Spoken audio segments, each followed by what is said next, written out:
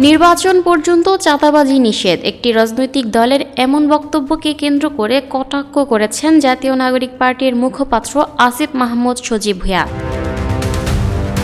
শনিবার এক নির্বাচনী জনসভায় তিনি কটাক্ষ করেন। এক প্রতিক্রিয়ায় তিনি বলেন, একটি দল বলছে নির্বাচন পর্যন্ত চাঁদাবাজি নিষেধ। এর মাধ্যমে কি তারা বোঝাতে চাইছেন নির্বাচনের দিন পর্যন্ত চাঁদাবাজি করা যাবে না? তাহলে কি নির্বাচনের পর তা করা যাবে? তিনি দাবি করেন, এ ধরনের বক্তব্য সাধারণ মানুষের মধ্যে বিভ্রান্তি সৃষ্টি করছে এবং সংশ্লিষ্ট রাজনৈতিক দলের সদিচ্ছা নিয়েও প্রশ্ন তুলছে। তার মতে, চাঁদাবাজির মতো অপরাধ কোনো নির্দিষ্ট সময়ের জন্য নিষিদ্ধ হতে পারে না। এটি সবসময় বেআইনি ও নিন্দনীয়। এনসিপির মুখপাত্র আরও বলেন, নির্বাচনকে কেন্দ্র করে আইন শৃঙ্খলা পরিস্থিতি স্বাভাবিক রাখা এবং অপরাধ দমনে সব রাজনৈতিক দলের স্পষ্ট ও দায়িত্বশীল অবস্থান জরুরি। অন্যথায় সাধারণ মানুষের আস্থা মারাত্মকভাবে ক্ষুণ্ণ হওয়ার আশঙ্কা রয়েছে। তিনি সংশ্লিষ্ট রাজনৈতিক দলগুলোর প্রতি আহ্বান জানান, শুধু নির্বাচনের সময় নয়, সব সময় চাঁদাবাজি ও সন্ত্রাসের বিরুদ্ধে জিরো টলারেন্স নীতি অনুসরণ করা উচিত। প্রসঙ্গত, নেতাকর্মীদের উদ্দেশ্যে চট্টগ্রাম 13 আসনে বিএনপি মনোনীত প্রার্থী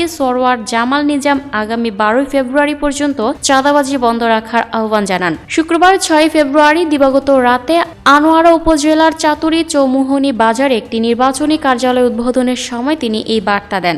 এ সংক্রান্ত 55 সেকেন্ডের ভিডিও সামাজিক যোগাযোগ মাধ্যমে ছড়িয়ে পড়লে এবং স্থানীয় রাজনৈতিক অঙ্গনে ব্যাপক আলোচনা সমালোচনার জন্ম দিয়েছে।